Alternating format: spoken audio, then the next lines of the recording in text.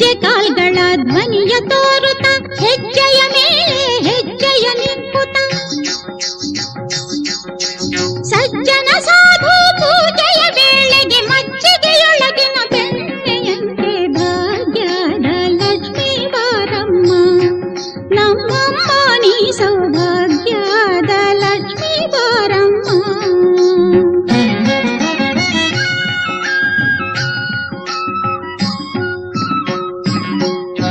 ಕನಕ ವೃಷ್ಟಿಯ ಕರೆಯುತ್ತ ಬಾರೆ ಮನಕ್ಕೆ ಮಾನವ ಸಿದ್ಧಿಯ ತೋರ